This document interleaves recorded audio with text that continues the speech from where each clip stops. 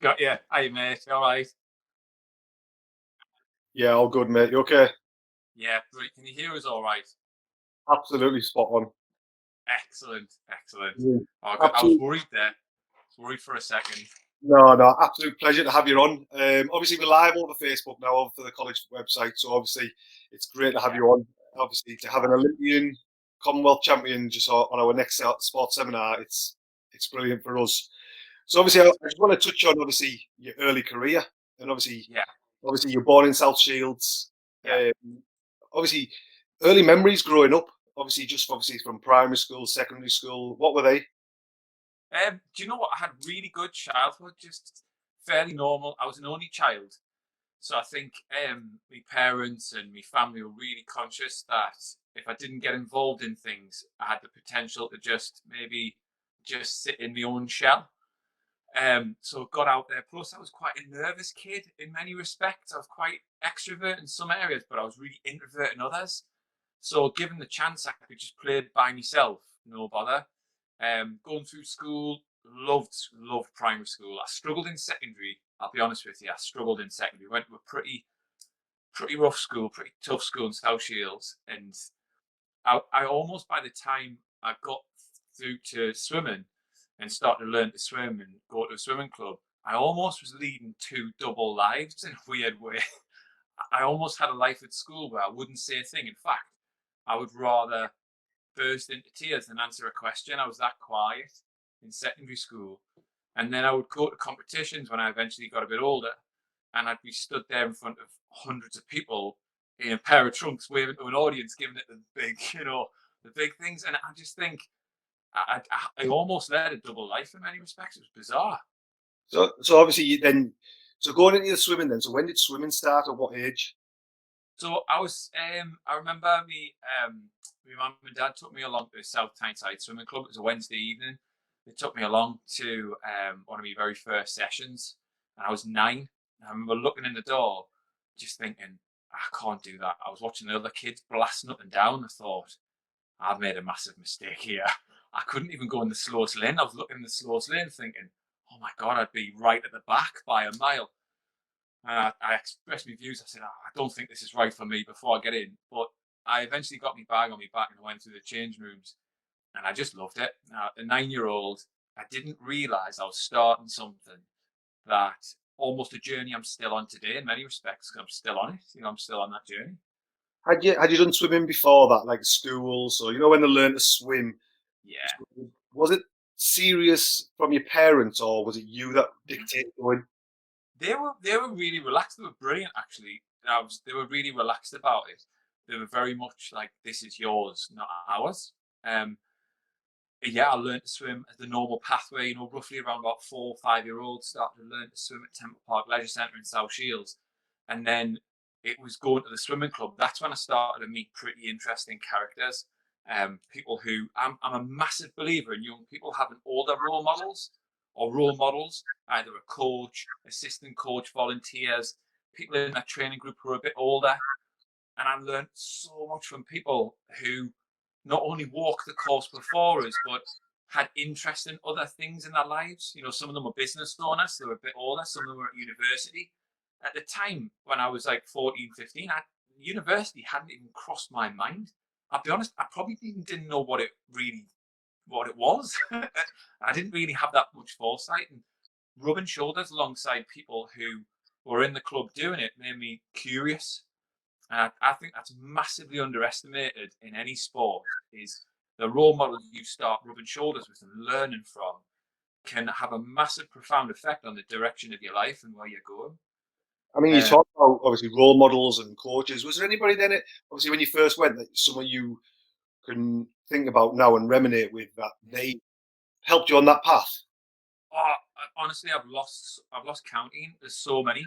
I mean, funny enough, I was on a Zoom call to my first coach, a guy called Ken Nesworthy, and I'll never forget the impact he had with me. He was learning to become a coach at the time.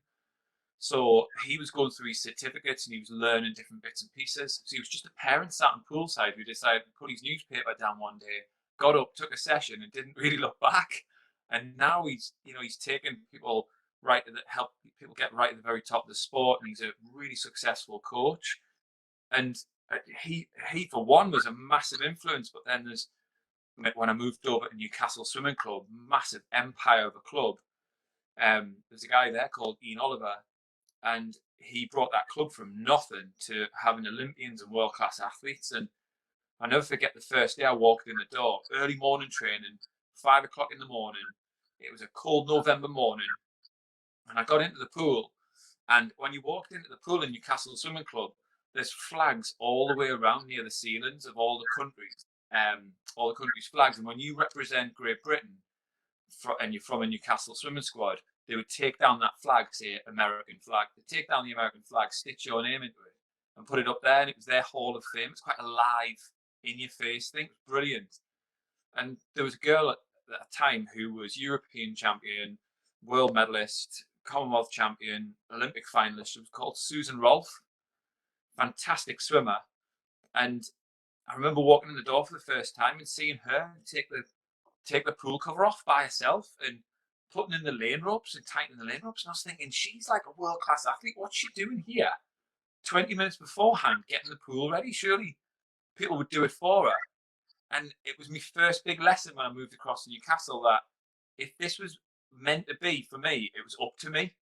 I'm going to have to roll my sleeves up because, no one's coming to save you.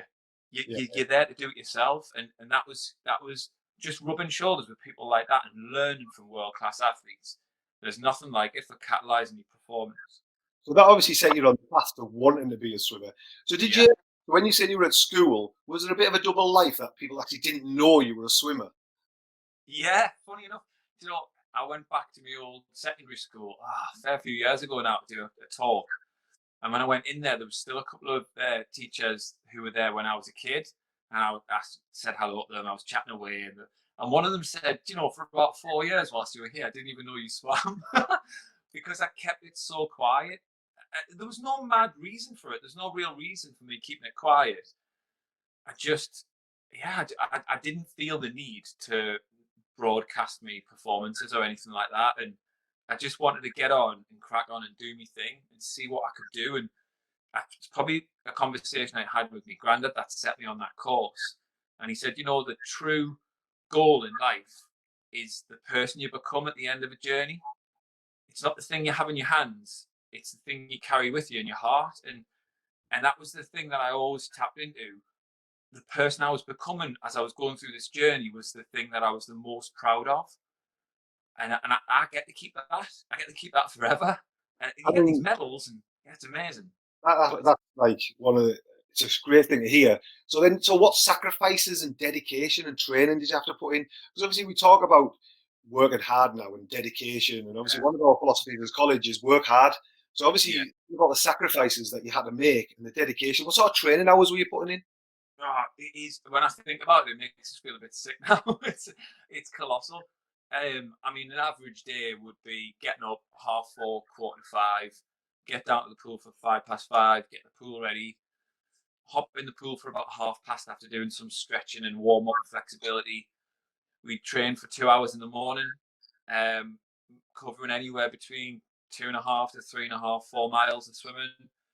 Hop out, get some breakfast, go to the gym for 2 or 3 hours, depending on how long the session was. Maybe do some physio for an hour, and then you're back in the pool for another 2 hours of blasting up and down, maybe covering another 2.5 to 3.5 miles of swimming every day. You'd get maybe a Wednesday morning off and a Sunday now and again if you weren't competing. But if you were competing, you'd be competing on a Saturday, competing on a Sunday, straight back into morning training on a Monday. And the amount of kids I used to see on poolside, even if I went on poolside, at the competition in the next few months when they start getting up and running again, there'll be kids sitting there doing homework on the poolside and swimming events. You're becoming an elite athlete. I think people have got to understand this, how much dedication that is. So did you ever think to yourself, I can't do this some mornings, lack of motivation? Is there anything you ever thought, it's not for me, this too much hard work? Yeah, it crosses your mind. It does cross your mind. I think you've got to put things in place that keep you on track. One or two is checking into why you're doing it in the first place. Never lose sight of why you started. There's a reason why you started, and you've got to keep it personal and keep it in front of you. I used to, I got a tip from an Olympian years ago. He said, I knew I was going to be in two places at least twice a day, and that was brushing my teeth in front of the mirror. When I get up in the morning, I brush my teeth, and I go to bed, I brush my teeth. So he used to put his goals on top of a post-it note on his mirror. And he said he used to have his goals for the week and his goals for the season, and then his goals for the day if he felt motivated enough to write them. He used to put them there and check in whilst he was brushing his teeth. Because his rationale was, you're going to forget. You're going to forget, you're going to get involved in it, and you're going to get involved in all the Coronation Street drama that life throws at you, and you're going to forget. And it's easy to forget. You've got to remind yourself why you're there. Why have you walked in that room? And then I think you've got to surround yourself with like-minded people, you know, and this is no disrespect to the people who I maybe brushed shoulders with at school or went to college with, but I was very, very smart at working out who was in my team and who wasn't. I wasn't nasty about it. I didn't get rid of them. They wouldn't know, but I'd be very, very mindful of who I was spending the most time with, because you know, you are the sum of the five people you spend the most time with. It's simple. You are a blend of them. I mean, obviously, I mean, when I was growing up, obviously football was my release. It's what I wanted to do, but I Yeah. always thought I'd play football regardless. I never thought about being professional. It's just every kid's dream. So, coming from the swimming, was the dream to be Olympics, or was the dream just to be the best you can be? Olympic gold. It was. I watched Adrian Morehouse win a gold medal in 1988, and I was like, I want to be him. I want to do what he's doing. And about 8 months later, I got the chance to meet him at Newcastle City Pool. Actually, my mum took me along. They were doing this big sponsorship thing, and he got in the water and swam up and down really fast. And I was like, whoa! I was only 9 at the time. And I watched him. And I just thought, you know what? I can do this. I got my photograph with him. I held his medal, put his medal around my neck. And I remember when he was talking, he did like a questions and answers thing for 10 minutes with a load of kids, and I was in the crowd. And I'd asked a couple of questions. A few people had asked some questions. And one of the things he'd said was, if it's not you, it'll be someone else. So you might as well make it you. I just thought, that'll do me. Yeah, why not? So, obviously, then you kicked on. You got your first GB call up. But I remember speaking to you. There's a little story behind that, isn't there, around the first GB call up? Tell us about Yeah, what happened. yeah. It's a bit of a painful one. So I got this letter in the post after maybe about 10 months after joining Newcastle Swimming Club. I got this letter in the post to say, congratulations, you've made the Great Britain squad. We were set to fly out to San Diego, I think it was. It was a 3-week trip where we travel up and down the west coast of America, competing against various different countries along the way, and training with some of the world's best. And it was the first thumbs up of saying, you're in the right direction, Chris, you're moving in the right direction. And I had probably about 8 or 9 weeks to prepare for it. And I remember just there's nothing like a good bit of news to send training through the roof to make you feel great. And I remember training so well. And about 12 days before I was due to fly, I was sorting out my visa and passport and various bits and pieces. And I got a call from the British Swimming Office, and the lady said, unfortunately, it's been a massive administration error at our end, and your name should never have been on the list in the first place. And that was it. We left the conversation, and I was off the team. And I had to go around telling people. I told the local newspaper, I told friends and family, I told the training group, everyone I could. And now I had to go back around and tell them, you know, that thing I said, I'm on the team, I'm now not. And I went through that I went through that anger, that grief, and I dropped out for a little bit. I thought, it's just not worth it. It's not What, worth it. I what can't age work was in that, harder. Chris? What age Sorry. was? What age? How old? I just turned 19.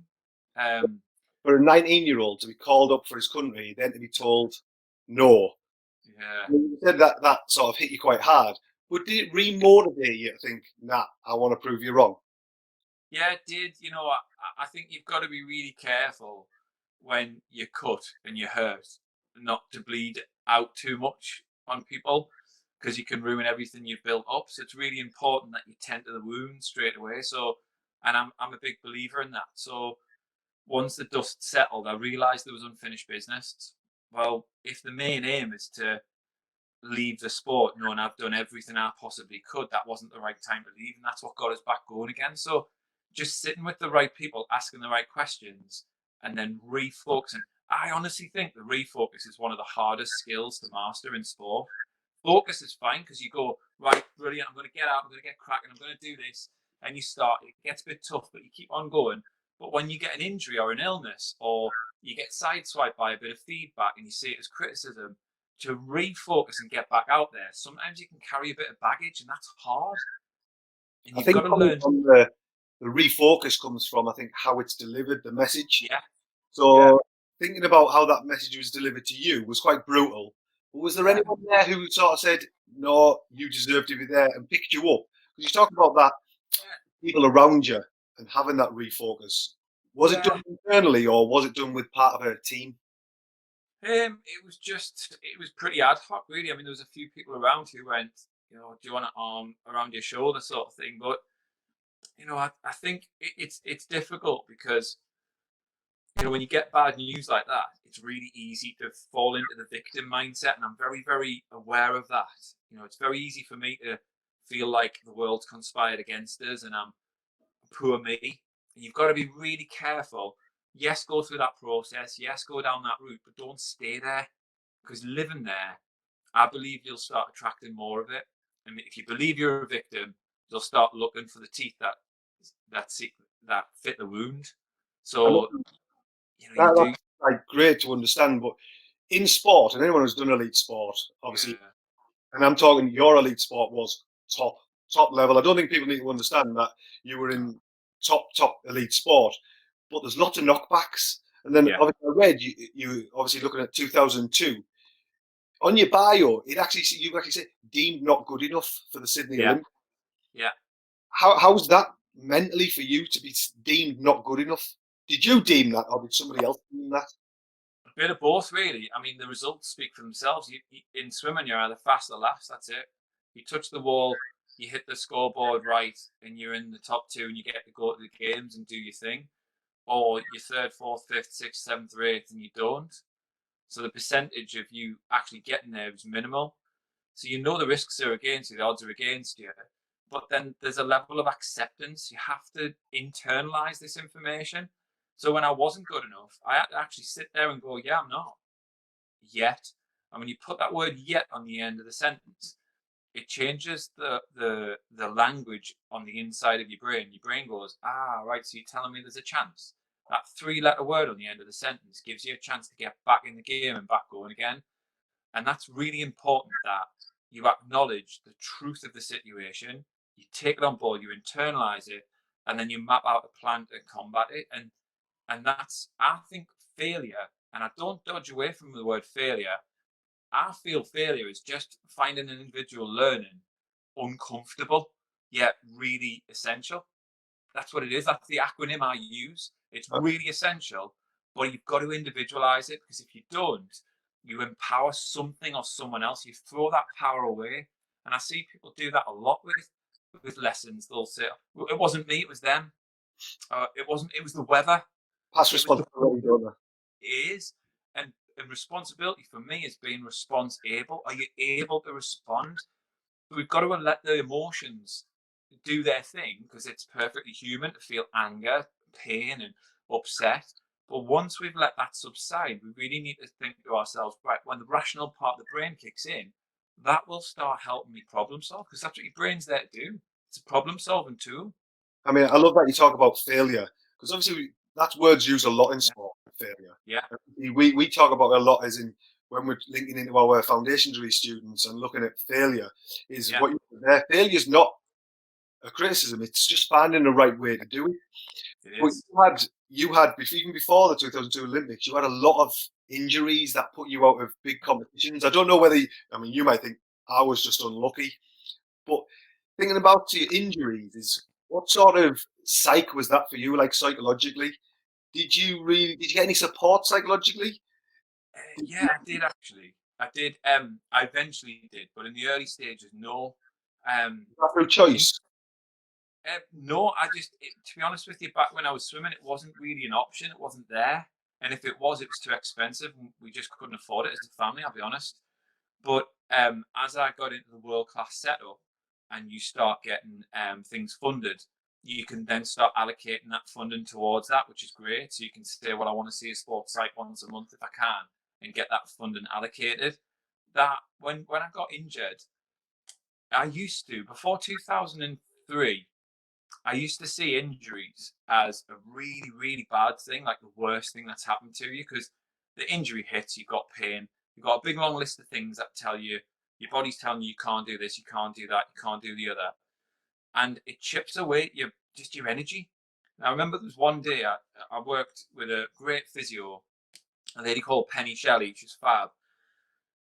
At the time, I walked in the door with a really bad groin injury, and it was horrific. I could barely move my leg. It was looking like I might have to go for a scan and get some surgery. So we were looking into it all. And as I walked in the door, she got really excited. I was thinking, why is she excited that I've got an injury? This is not a happy time for her to be clapping her hands. And she said, this is great because I've got a real long list of things that we can be working on that I've been desperate to, but you've been too busy. And I think the injury or any adverse situation throws up so much opportunity if you can just pause and see it. And that's what she taught me. She taught me that out of chaos can come beautiful things if you're allowed to allow yourself to see in a different way. And yeah, a couple of injuries come my way and changed the way I started to train. I started doing yoga, Pilates, and 3 years down the line, I was stronger. And I put a lot of my records and my medals to that being the turning point. I mean, in team sports, we talk about injuries as a lonely place because Yeah, obviously they're used to playing with teams, going out there, having that camaraderie. But as a yeah, swimmer, it's quite an introverted it is. individual sport. So you're Yeah, training, I know you train in groups, but you're in your pool on your own. yeah. So how is that similar to the injury? That's why you have the focus to go, I'm going to get back, same as I'm going to beat this time. Is that something you found as a swimmer from the injuries? Yeah, it can be quite a dark place and a lonely place, especially when you're on poolside watching everybody blasting up and down, and you know you need to be doing that. That's what you need to be doing, but you're on the poolside doing some band work, or you're trying to rehab something that's taken forever, or you're just taking 2 or 3 steps back, and you're thinking, "There's another 3 weeks added to the recovery rate," and that can be soul destroying. But one thing we've got to do is you've got to work on the can do list, not the can't do. And your job when you get an injury is to grow that list either stronger or by one every day. That's your job. You grow that can do list stronger every day, or you add another thing you couldn't do yesterday. And that's when we start to focus on a progressive mindset. That's really, really important when you're going through an injury, is to work on the progression, not the perfection. Because there was an analogy yesterday I'd seen online, and it was brilliant. And it was about focusing on the end goal, but also keeping a focus on the now. And it was along the lines of, if you look through a window pane and you can see the immediate window and you can see the things that are in front of the window, but then look beyond it and you can see much further. You can see way beyond the houses and the horizon, but then you've got to bring your focus back to today. So it's about keeping your eye on the end goal, but not feeling so overwhelmed that you think, oh, what's the point? I can't start that today. You've got to then bring your focus a little bit closer to the present moment and stay there. And that's where you get real progress. I think letting people in on the inside of an elite athlete and the desire to Yeah. be the best and coming back from injuries, because I don't think we have that in every day. That people don't have that. But then you Yeah. really did kick on because obviously you deemed not good Yeah. enough in 2002. Come Yeah. 2003, you went and broke the British and Commonwealth 100-meter breaststroke record. Yeah. That must have been like huge to obviously become to hold that record to be the best. No one swam quicker in that time in Yeah. 2003. How did that feel to break that record? That was amazing. And that was a shock, that one. I turned up to Sweden to a World Cup. And what we used to do in swimming, we used to push ourselves in what we call into a hole. It sounds horrible because it probably is. We used to train so hard and then try and perform within 3% of our personal best. So if you can imagine, you've just been to the gym yesterday, your legs are killing, your shoulders are hurting, you can barely get into streamline, and then you've got to get up onto the blocks and race against the world's best and try and perform alongside them. So we used to push ourselves into that kind of, into that dark place where physically it was really hard to perform. I'd gone to Sweden and I was hurting off training. I'd just come off a flight, straight in the pool, warming up, and then I broke the British and Commonwealth record in the race, and it was just a wake up call that actually great performances can come at any time if you were focused on the right things at the right time. You've got the confidence to deliver it, and it was that moment that got me thinking, this I'm on the right tracks. So by breaking that record, did that give Yeah, you the confidence, I would say, yeah, to go, and now you're going, I know I deserve to be here, I can be yeah. doing it. So that was what gave you the confidence to be even better. Yeah, absolutely. And I'm a massive believer that you build confidence through evidence. So that's how you do it. You look for the evidence, you build the confidence. The more you like doing something, or the more you kind of perform doing something, the more you enjoy it, the more likelihood you've got of coming back. And you just keep looking for that evidence and you build it. And really, what you're trying to move from is hoping you're going to perform, thinking you're going to perform well, believing you're going to perform well, and the ultimate is knowing you're going to perform well. And if you watch some of the world's best, like Adam Peaty is absolutely incredible at it. He walks out to those races, and there is just his very presence. He knows he's going to perform, and we know it. And I mean, obviously, you talk about Adam Peaty. I it's mean, phenomenal. you broke the record, obviously. Yeah, I mean, he's now doing 56. blows Eight. my mind. Is that like something you would? I mean, obviously, you're talking 2003, 2019. A lot of times changed from there. Yeah. Obviously, how did you ever think you could develop that quick in 2003? No, I didn't. And he is just phenomenal. I mean, him and his coach Melanie Marshall, they're working on the right things. They've found the right formula for him, and they are just squeezing every last drop out of him. And I think there's more to come. I don't believe he's reached his peak, which is even more exciting, really. But just the fact that when he turns up, he shows up every time. Just I think his mental game. He's the full-rounded athlete for me. His mental and physical game is just a street ahead of everybody else, and to see that and have that as our own in our country is just phenomenal for bringing through the next generation of kids. So what he's doing for the sport is just single-handedly he's bringing it up. It's phenomenal. I mean, obviously, I touched on obviously a little things. We look at the Olympics. Do you have a little bit of, let's say, negativity towards the British press? Because I think swimming becomes high profile in the Olympics and the World Championships, and we don't see it as much on TV or as a high profile sport. But people are working, as you say, at elite levels. Do you Yeah. find that a bit hard to take as an elite athlete? I think, yeah, I know what you're saying. It's difficult because I don't think anybody's really in the sport to make a name for themselves as such. I think when you get to that level, the top sportsmen and women are doing it because they've got this burning passion inside that almost can't be described. Them becoming famous, them becoming well known, them becoming acknowledged is a byproduct of that.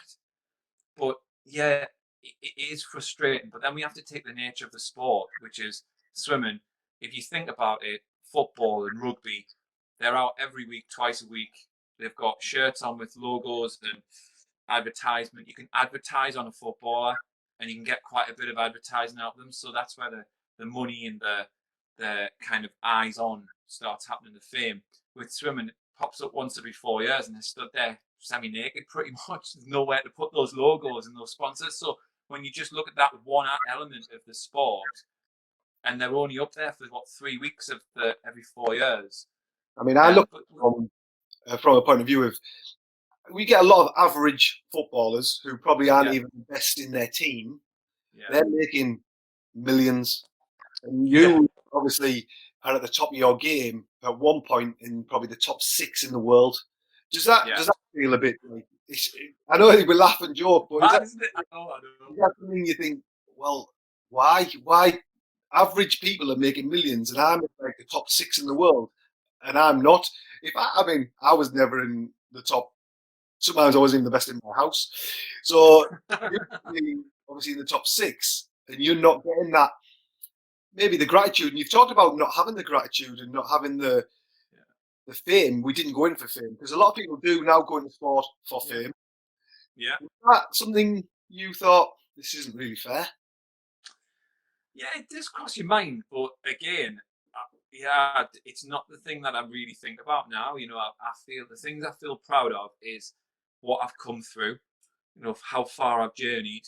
None of that has to do with other people's opinions. That's not none of my business what other people think of me. And it's an interesting one when you compare it to other sports because you can lose yourself and get a little bit angry that, well, it's a little bit unjustified that swimmers don't get this recognition, and I do think they need more. And I personally believe with the new international swimming league that's been set up, they will start to get more traction on who's who and what's what. But will it ever reach the professional level of football?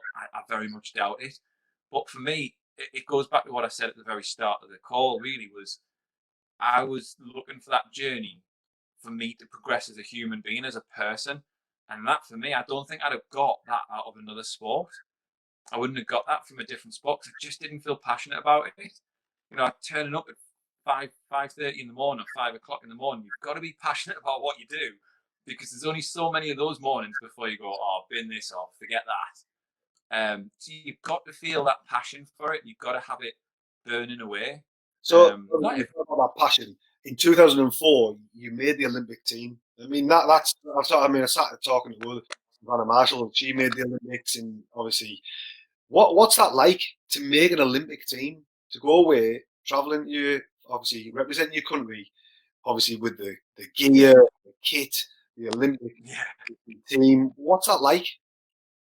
I love free stuff. I love free stuff. You get Everybody loads loves of it. free stuff. Never gets boring. No, no, no. Um, you know what, it is an amazing feeling, but then you have to quickly refocus. So how it goes at the trials is, especially in swimming, you have to be in the top two in the country, so first or second in that race, and your time has to be within the criteria to be selected.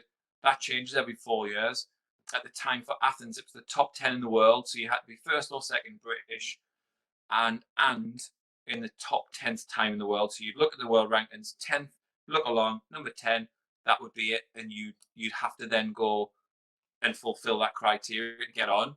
So as soon as you touched, I remember just before Athens, it was about 12 weeks beforehand, I'd gone to a competition. The Olympic trials was being held at Sheffield. I'd gone to a competition in Sheffield to trial it out, thinking I'll go there 12 weeks before, swim the race I'm going to swim, with the strokes I'm going to swim, I'm going to real test it all out, almost a dress rehearsal, and then in 12 weeks' time I'm going to go to the trials, I'm going to get on the team. Sure enough, went to this competition in Sheffield, got into the 200 breaststroke, didn't expect to swim too fast, just expected to lay down maybe a personal best. I ended up hitting way past the qualifying time, and I was like, whoa. I'd gone from being in the top 25 in the world, all of a sudden, top 10 in the world, and then it become real. So I had 12 weeks. At first, I was relieved. I was like, oh my God, I can do that time.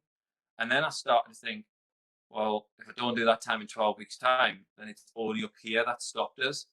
So then I had to really work hard at switching that round and making sure that actually all I've got is evidence, and now I need to go out and secure that evidence again and again and again. And I eventually touched the wall, made the trials. I made it through the trials, made the Olympics, and it was a massive relief. You know, you look up the scoreboard, you see the letter Q next to your name. That means you've qualified, and then obviously you look at your friends and family, and they're all going nuts. So it's a phenomenal time, but that's just stage one.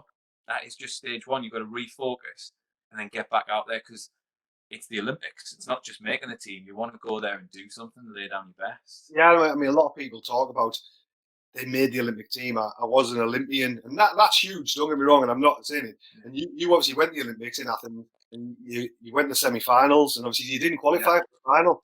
And obviously, was that an achievement, or because we think as athletes, was that a disappointment? It was a bit of a mixture for me because I was hoping to make the 100 meters breaststroke, but I just wasn't good enough. There was two other people faster than me, so I only went for the 200. and the main event was the 100. So the idea was to make the team for the 200, take the pressure off, and then 3 days later at the trials make the 100. And it did. The plan just didn't work, but I'd made the team regardless. And when I come back from Athens, I felt like I had all this experience, which I was really pleased with. And now I was now an Olympian. I remember my coach texted us the night before I went in for my Olympic race, my first race. He said, from the second your fingertips touch that water, you'll call yourself an Olympian forever. I remember reading that text just like 100 times over, thinking, oh my God, I've worked all my life for this, for almost that text. It's just bizarre. And then I went on, obviously, to reach the semi-finals, and it stopped there, my journey in that Olympics. And I wanted more. I knew I wanted more, and I knew I was capable of more. So it was a mixture of one thumb up, but a bit of a slap across the face to say, come on, refocus and get back going, because there's more in the tank. Just obviously touching on the Olympics, and just tell people, how does it work? So if, let's say, you get knocked out, because obviously swimming's it's the first week, isn't it, in the Olympics? Yeah. You get knocked out. Obviously, I haven't got a clue. Are you sent home? Are you allowed to stay? What's the criteria? You stay with your team. So you're living in an Olympic village. So it's a massive village, which gets sold off for houses or office blocks later down the line. But it's fenced off. You're penned in almost. And then you'll get on buses and go out to the venues. So you're with your team. You do the same routine with your team. You'll go for the morning heats. You'll then turn up for the finals. The important thing is that whilst other people are still racing, you've got to still keep your focus a little bit. So don't go into party mode, because once the games is finished and the team's finished and swimming finishes on day 8, you're allowed to go and watch other events, which is brilliant. It's a massive part of the experience of 2 weeks, foreign country, Olympic Games, history's being made. You can go and watch some of these people you've been watching on TV for years. You can go and watch anything you want. You just get free tickets and go along. So you've got to be careful for your teammates' sake that you don't just think about yourself. You stay focused. You still train. For me, when my Olympics stopped there, I then helped train alongside another guy who had the 100 coming up. So I trained with him and helped him do some sprint sets and get sharp and get ready. So make yourself available for the rest of the team. Sometimes I would just do the water run, and go get people's water for them. Just something simple like that can make a massive difference. And obviously, then just kicking on, obviously, between 2004 and 2006, a lot happened. But then obviously you went to the Commonwealth Games. And obviously you think about the Commonwealth Games, and obviously people think about the Olympics. It's the best in the world. But when you talk about swimming, Commonwealth's just as big, because you're probably racing against still the best, aren't you? Absolutely. So it's a little bit like, what can I do? You actually won gold, didn't you? Yeah. So I went to the Melbourne 2006 Commonwealth Games. The year prior, I'd gone to the World Champs, and that was in Montreal. Hit the World Champs, reached the final, and finished 4th in the 50 meters breaststroke and 5th in the 100 meters breaststroke. And when we watched the video back of the races, you could see that I was leading quite a bit of the way with one or two of the swims. And it all of a sudden made me sit up and realise that actually the following year, the Commonwealth, that I was actually the person to beat. So I'd pre-qualified, which meant that for me World Championship results, I could go straight into the Commonwealth Games without trials. I didn't have to worry about the trials. I'd made the team, which is brilliant, because I was in the top 5 in the world. And then when I got to the Commonwealth Games, I had this, it was really bizarre. I had this just inner knowing. I know it sounds arrogant. I don't mean it that way. And I don't mean it disrespectfully to the rest of me competitors. But I had this inner knowing. There wasn't a belief there. I was going to Australia to pick up the medals. That's what I felt like I was doing. I'd won the medals in training. I was almost just going to Australia to pick them up, and that's how it felt, because the evidence and the hard work was there. I don't think that's arrogance. I think that's just confidence. And obviously you hear about all the top athletes. I mean, everybody's talking about it's the last dance about Michael Jordan, and everyone says the same thing. He went on the court knowing he was the best. And there's nothing wrong with that. And having that around you. Did winning the gold change anything? It didn't. It didn't. I remember one of my competitors about 6 months later had pulled me to one side and we were chatting about the Commonwealth Games, and he said, "Oh yeah, he said, that time of your life you were unshakable." And it threw up two questions for me. One, if he thought I was unshakable, he must have been trying to shake us, which he pretty much was. But two, what vibes was I throwing out then? Because other people were picking them up. Well, if other people are picking them up, they're more concentrating on me than them. So I was clearly the threat. And I remember going into the call room just before the Commonwealths, and there was an Australian swimmer who, he could have won. He could have done really well. He came over, and as we were sat in the call room's like a marshal room where you go and wait. You're there with all your competitors. You've got to be there within a certain time. So if you're not there within a certain time, they strike you off, and you're not allowed to race. So I got in there nice and early, scanned in, waiting for the race, and there's lots of competitors walking about, and some people are jumping up and down, getting themselves all G'd up. Other people are laid down listening to the music. And this Australian swimmer came over and he patted my head, like really patronising, scrubbed my head, and then pushed us away and then walked off. Now, about 2 years before that, I would have lost my head. I would have totally lost my head. But mental toughness for me was about being myself. I'm not an angry guy. I'm not a violent guy. I'm quite a calm person. And the first thing that popped through my mind was, I must be a massive threat for you to do that. So there's a huge turning point in what I learned going through that journey and winning gold. Was I now had a blueprint that was mine. I could help other people and I could share it, but that was a blueprint for me that I've taken into life, I've taken into business, I've taken into other areas. But then the second part of the winning the gold medal, when I came out the other end in 2007, it did make me a little bit soft, if I'm honest with you. And I In what probably way? rested back on my laurels a little bit. Success made us a bit soft. I went to World Champs expecting to do really well, and if I'm really honest, I was dodging a bit of the hard work in training.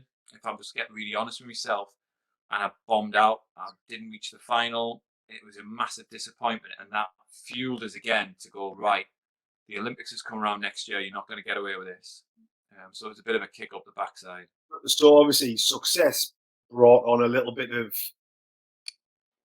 complacency, maybe. That's the right word. And Perfect. you thought the Yeah. fact that because I'd done it, I can just turn up and do it again. And I think that's Yeah. a good message to say that yes, you've reached the top. Yeah. You've now even work even harder. Hundred percent. But then you went on to like do something that no other British man had done. You broke the 60-second barrier, which was probably for a British man, that's the limit. It's like obviously when I was growing up, it was the 10-second barrier for the 100 meters. Yeah. I was never going to break that, so don't worry about that. But you broke the Me 60 neither. second barrier for, so you've obviously broke barriers for people like your Adam Peaties and other people like that. Yeah. What was that like to break that? No man, British man had done it, and you were the first Yeah. to break that 60-second barrier. How does that feel? Oh, it's phenomenal, and even now to be the first in history, in British history, to do it feels great. And what was interesting about it was, I think maybe 4 years before that, there was a guy called Darren Mew, who I used to race against, and he was the best in the country, one of the best in the world. And he was the closest to it. I thought he was going to do it actually. And I remember watching this race, and he went to 60.01. He was 100th of a second away from going under it. And the crowd were like, ooh, when he did it. And it left it open. And for a long time, nobody really got near it. It was 2/10 away, a tenth away, half a second away. So to go under it and to go 59.88, I remember hitting the wall at the trials, and you're looking straight up to see the scoreboard because you want to see it. It's right above you. So I leant back to see it.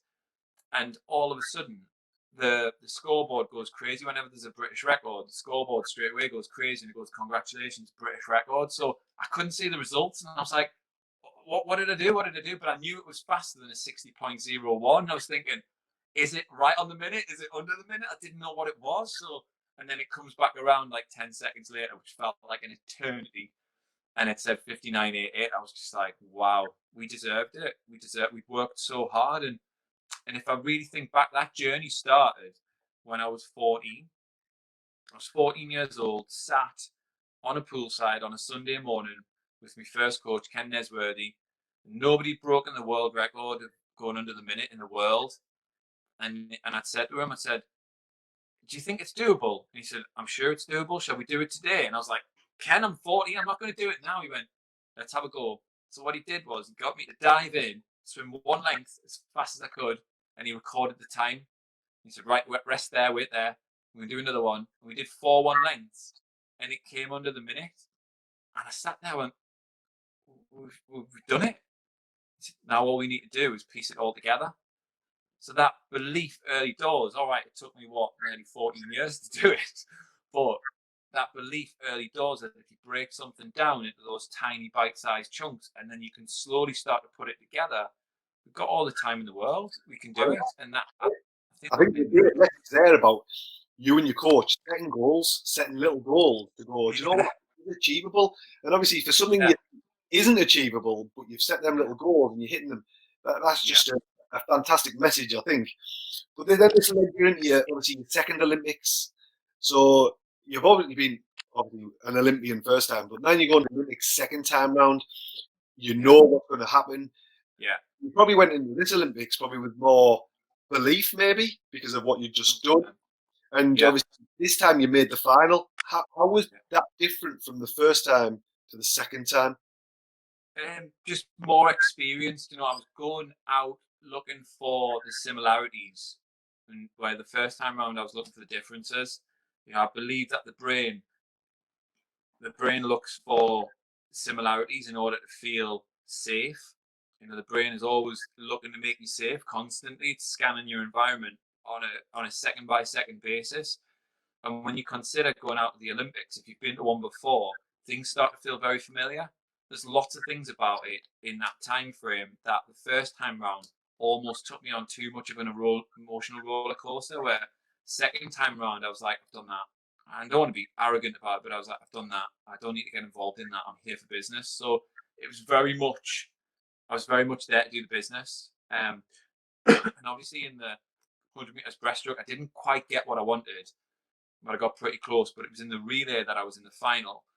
And yeah, I feel really proud of that. One of the big things I feel proud of is my individual event on day 3 wasn't particularly great. By day 8, I was stood in an Olympic final 2 lanes away from Michael Phelps picking up his 8th gold medal.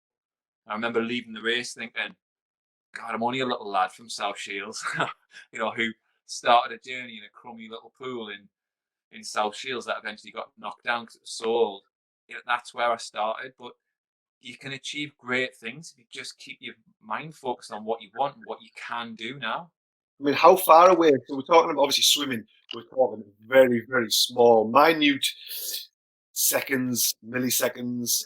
So you came 6th in the Olympics. How close were you for, like, obviously getting a medal?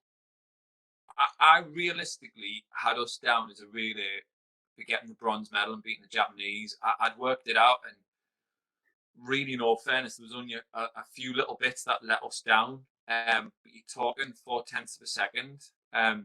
But when we broke it down, the bit that I'd done within the team was the time that I'd gone far outweighed the time that I'd done in the individual. If I'd done that in the individual, it would have been a different story altogether. But it was just an opportunity for me to learn from failure. But in 4 days, to learn from the disappointment and the heartbreak, and then turn it around into something great.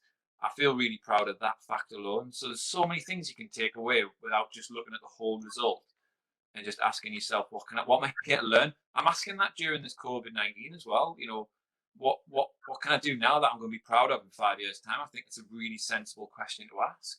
Obviously, I go back to kickoff. Before the game, we sat there in the dressing room thinking, what are you thinking just as you're on them blocks? Is it just focus? Is that's it? This is it. I'm just going to get to that end and back as quick as I can. What goes through your head? Yeah, I had it down to, I was there to swim 2 lengths of the pool as fast as I could. That was it. That was my job. The records, beating other people, getting represented on representation on the teams, all of that would come as a byproduct of me swimming 2 lengths faster. So that was my focus. I broke it down into 5 parts: a fast start, easy speed down the first length, a speed around the wall turn, bringing it back in a strong back end, what we called, and a fast finish. And they were the 5 things that I just stayed focused on. And I broke it down.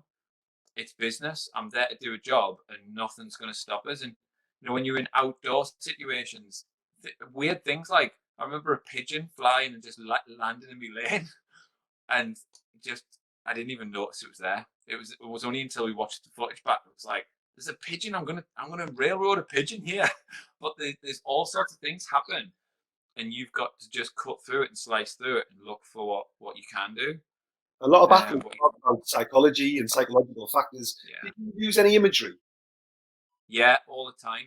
I was a massive fan of it. In fact, it's the one thing that I use quite regularly now. Is if you can see it in your mind's eye, there's a part of your brain that doesn't understand the difference between what you really truly experiencing physically and what your mind's seeing.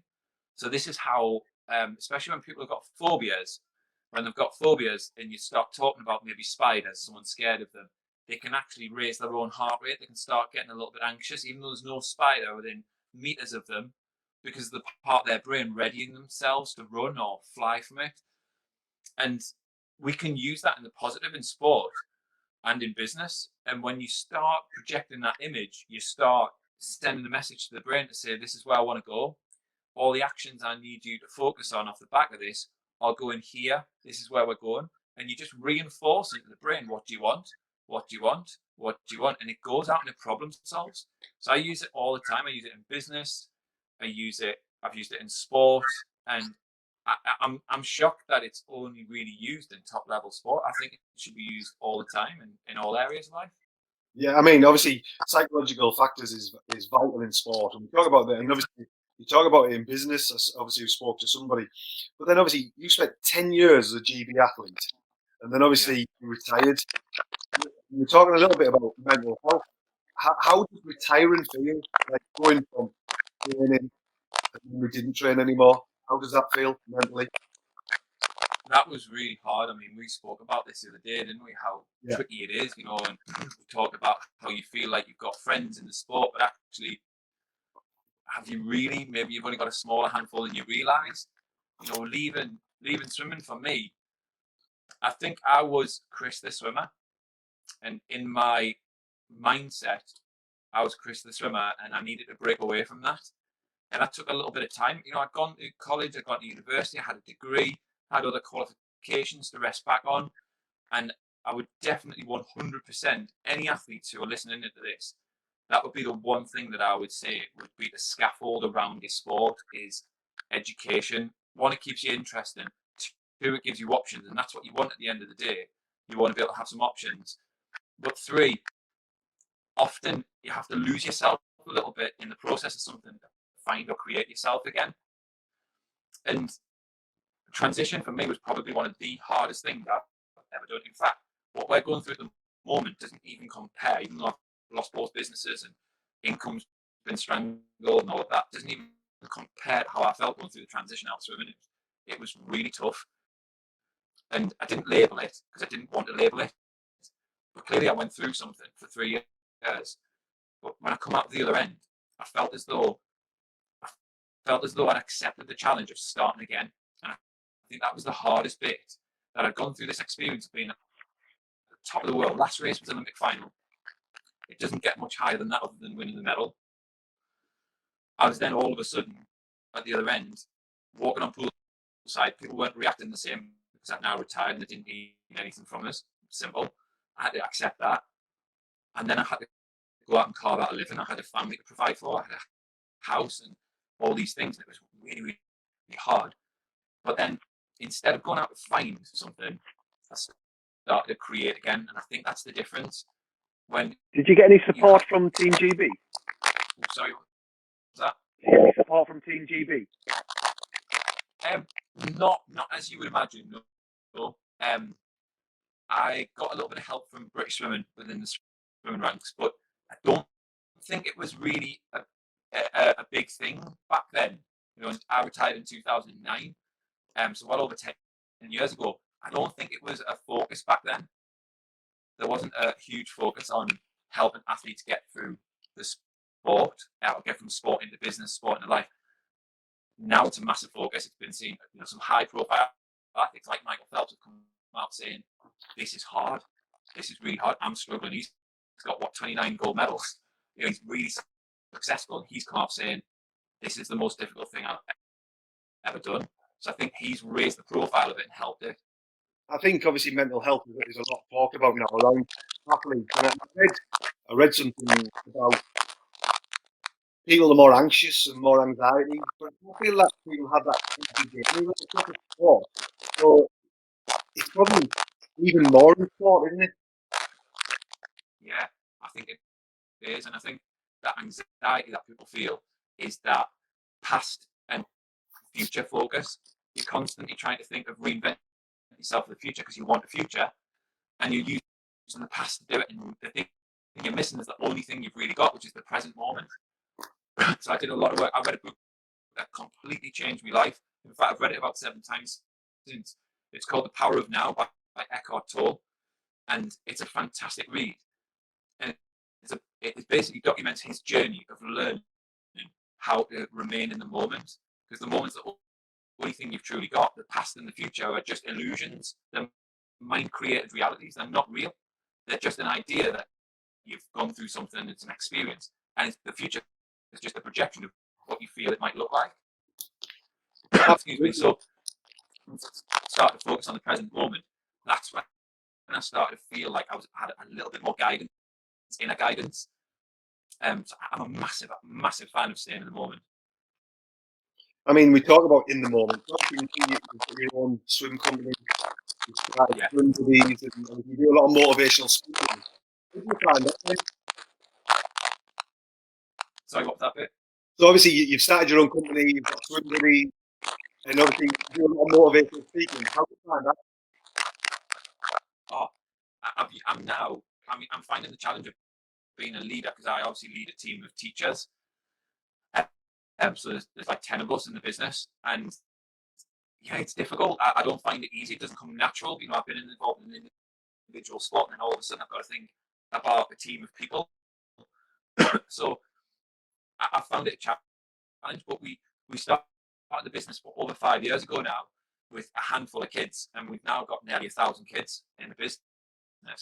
I started my speaking business 10 years ago, or 11 years ago, sorry, and I've spoken to over 500,000 people in the process. I started speaking to 1 or 2 schools, and before I knew it, it just went.